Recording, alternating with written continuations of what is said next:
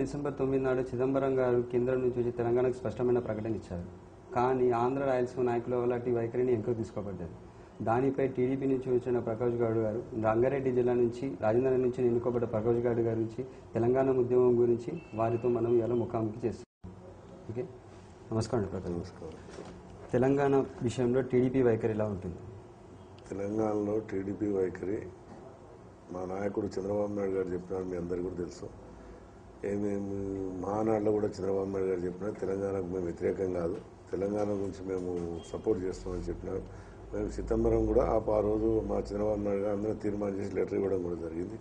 దీన్ని ఏంటంటే మన నాయకులు కరెక్ట్ లేక దీన్ని తెలంగాణ వెనుకబడకం ఉంది మనకు. ఎందుకంటే ఈరోజు మనం అందరం ఏమన్నాం, ఆ రోజు తెలంగాణ గురించి పోరాడతాం, అన్ని పార్టీల జెండాలు ఒక బందుకు పెట్టి ఒక జెండా మీద కొట్లాడదామనంటే ఎవరు కూడా మన వాళ్ళు రాకపోయారు. దానివల్ల ఇలా మనకి ఏమైందంటే తెలంగాణ వెనుక. ఇలా ఆంధ్రాలో చూస్తున్నాం, ఆంధ్ర నాయకులంతా కూడా ఒక పట్టు మీద ఉండి ఒక తాటి మీద ఉండి వాళ్ళు కావద్దనే మూమెంట్లో ఉంటే మన వాళ్ళు ఏమున్నారు, ఎవరు జెండా వాళ్ళు పట్టుకొని చేయడంలో మన ఎవరు జెండా వాళ్ళు పట్టుకోవాలనుకున్నామంటే ఒక తాటి మీదకి వచ్చి మనం అందరం కూడా ఒకటే జెండా మీద, జెండా ఎవరు లేకుండా ఒకటే జెండా మీద పెట్టి కొట్లాడాలని చెప్పి మనం అందరం టీడీపీ వాళ్ళం, మా నాయకులందరూ కూడా, మా ఎమ్మెల్యేలు కూడా అందరూ కూడా మేమందరం కూడా పోవడం జరిగింది. కోదండరామరెడ్డి కూడా అలా పిలిచాడు, మీటింగ్ పోయినాం. మీటింగ్ ఆనాడు కూడా మేము కోదండరామరెడ్డితో కూడా టీఆర్ఎస్ కేసీఆర్కి కూడా చెప్పినాం, జెండాలని బంద్ పెడదాం, తెలంగాణ వచ్చినాక మనం అందరం పోరాడి తెలంగాణ గురించి పోరాడదామని చెప్పినాం. కానీ మన నాయకులు రాజకీయ స్వార్థం గురించి ఓరోరు ఏంటంటే దాన్ని తెలంగాణ రాకుండా అడ్డుపడే కారణం మన ఇక్కడ ఉన్న నాయకులే, మన నాయకులే అడ్డుపడి అలాగే తెలంగాణ రాకుండా చేసి 45 రోజులు సమ్మె చేసి మీరు కూడా ఆలోచించి చూసారు. 45 రోజులు సమ్మె చేసి ఏం సాధించినాం?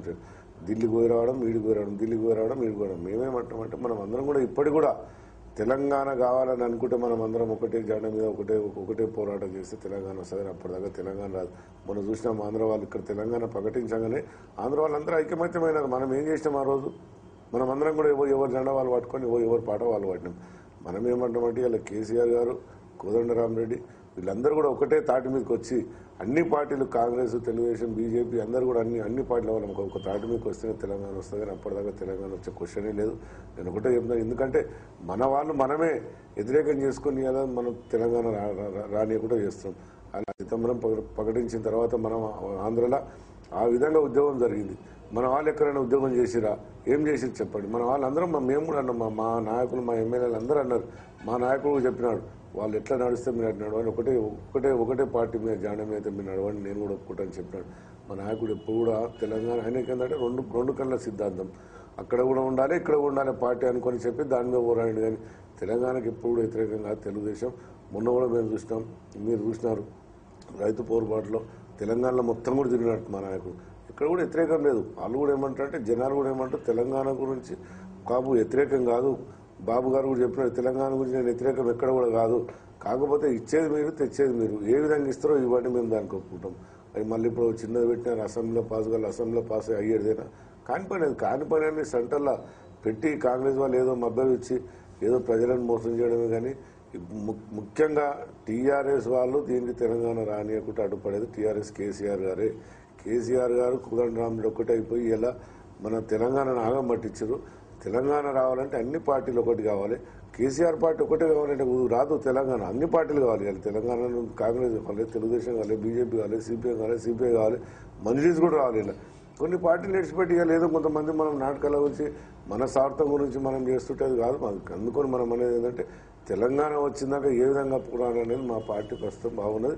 మేము తెలంగాణకు వ్యతిరేకం ఎప్పుడు కూడా కాదు. సార్, ఇప్పుడు అలా మాట్లాడితే తెలంగాణకు చంద్రబాబు నాయుడు ఓకే అని చెప్తే నాగార్జున రెడ్డి పార్టీ తరఫున బయటకు వచ్చి పోరాడడం వల్ల అవసరం. నాగం జనార్దన్ రెడ్డి అంటే అది పెద్ద ఇష్యూ ఉన్నది. అది ఎందుకంటే ఆయన తొందరపడి పోయింది. ఇవాళ మేము చంద్రబాబు నాయుడు ఎప్పుడన్నా చెప్పమను, నాగం జనార్దన్ రెడ్డిని చెప్పమను, పార్టీ వాళ్ళని ఏ పార్టీ వాళ్ళని చెప్పమని.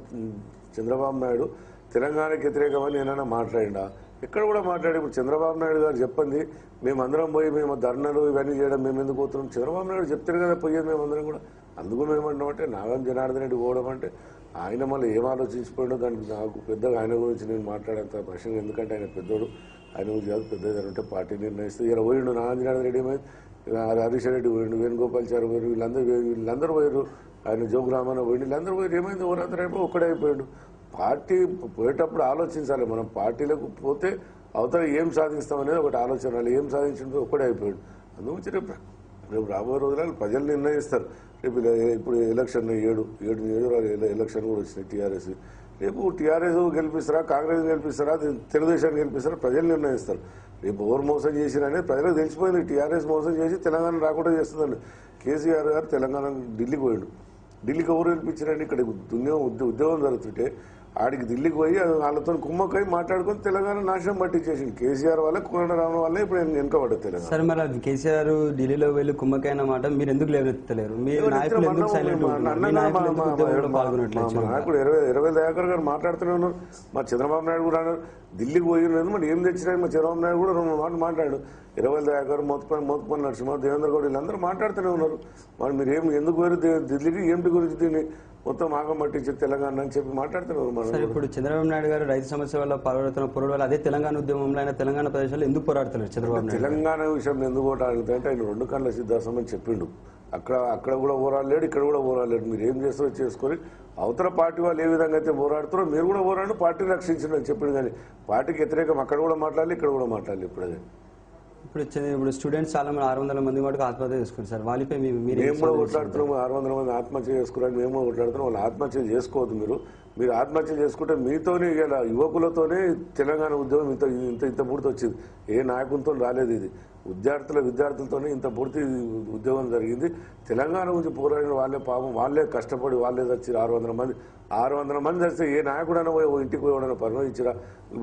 ఎప్పుడైనా పీనుగులు రాని అందరం పార్టీలు వాళ్ళే దాన్ని పెద్ద ఎత్తున వేసుకొని పాపం వాళ్ళ శివాలతో ఆడుకున్నాం. కానీ వాళ్ళకి ఎవరు కూడా సాయం చేసినాం. మేము కూడా తెలంగాణ కూడా మేము కూడా పోరాడి మొన్నేమంటే విద్యార్థుల మీద కేసులు పెట్టినా కూడా సచిన వాళ్ళకు కూడా న్యాయం జరగాలని కూడా మేము అందరం పడుతాం. విద్యార్థులు ఇప్పటికి కూడా మేము చెప్పేది ఒకటే, ఎప్పటికీ సావద్దు. వాళ్ళు ఉంటేనే తెలంగాణ మూవ్మెంట్ ముందుకు పోయింది. వాళ్ళతో పోయింది. అందుగురించి వాళ్ళను మంచిగా ఉండి తెలంగాణ సాధించుకోవాలని కోరుతున్నాం. ఇప్పటికి కూడా మేము ఏమంటామంటే అన్ని పార్టీలు ఈ రోజు కూడా అన్ని పార్టీలను బంద్ పెట్టి ఒక పార్టీ మీద ఒకటే తాటి మీద ఉండి మనం అందరం కూడా కొట్లాడదాన్ని. అప్పుడు తెలంగాణ వస్తుందని అప్పటిదాకా తెలంగాణ వచ్చలేదు. ఎవరో రాజకీయాల గురించి మనం చేసి పొలిటికల్ గురించి డబ్బుల గురించి కొంతమంది అంతా చేయడం కూడా చాలా ఇబ్బంది జరుగుతుంది. తెలంగాణ ప్రజలు మోసం చేస్తున్నారు. సార్, ఇప్పుడు స్టూడెంట్స్ తెలంగాణ ఉద్యమంలో పాల్గొనరాదా సార్? పాల్గొనడం వల్ల వాళ్ళకు వచ్చే నష్టం అంటే తెలంగాణ ఉద్యోగంలో ఎవరైతే మేము అంటాం తెలంగాణ ఇప్పుడు ఉద్యోగులను కూడా నేనేమంటాం అందరినీ కూర్చున్నబట్టి ఒక తాటి మీద తీసుకురండి. మీరు చేసిన కష్టం ఫలిస్తుంది. ఇక లేదో పార్టీలో మీడ్చిపెట్టి ఏ పార్టీ మీద ఆ పార్టీ కూడా కాదు. మీరందరూ ఒక ఐకమత్యతో వచ్చి అన్ని పార్టీల వాళ్ళని నడుమొంచి మెడలోంచి వాళ్ళందరినీ కూడా జెండాలని బంధుకు పెట్టు, మీరు జెండాలు బంధుకు పెట్టి మాతోని రండి, మేము తెలంగాణ సాధిస్తామని వీళ్ళంతా విద్యార్థులంతా ముందుకు వస్తున్నైతే కానీ రాజకీయ నాయకులు నమ్ముకుంటే ఎప్పుడు కూడా తెలంగాణ వచ్చే క్వశ్చనే లేదు. సార్, ఇప్పుడు అలా చూసుకుంటే ఇప్పుడు మనకు తెలంగాణ నాయకులు రంగారెడ్డి డిస్టిక్లో కానీ ఇప్పుడు మీరు రాజేంద్ర నగర్ కానీ జూబ్లీస్ కానీ దాన నాగేందర్ కానీ ముఖర్జీ గౌడ్ కానీ కుదిష కానీ ఎటువంటి నాయకులు ముందరికి రావడం లేదు. దానిపై వైఖరి ఏంటి సార్? కొంతమంది మన తెలంగాణ ఉద్యమంలో నాయకులు అసలు తెలంగాణ రావడం ఇష్టం ఉందా లేదా? తెలంగాణ రావాలని అందరికి ఇష్టమే ఉన్నది. కాకపోతే ఏముందంటే తెలంగాణ లోపల కొంత మన సిటీ సరౌండింగ్ లోపల ఏముందంటే అంతా వాళ్ళు మనం కలిసి ఉండడంలో కొంతమంది వెనుక ముందు అవుతారు. అంతేగాని తెలంగాణ రావాలని అందరికీ ఉన్న తెలంగాణ ఉద్యోగాన్ని ఎవరు కూడా లేదు. కాకపోతే ఏంటంటే ముఖేష్ గౌడ్ వాళ్ళు కూడా కొద్దిగా శ్రద్ధ తీసుకునే తెలంగాణ మీద. ఎందుకంటే వాళ్ళు కొద్దిగా వెనుకబడి ఉన్నారు. మళ్ళీ ఎందుకున్నారో అది మనకైతే అర్థం కాలేదు. కానీ వాళ్ళు కూడా కొద్దిగా అంటే నడమ వాళ్ళు మాట్లాడుతున్నారు. కానీ ఇంకా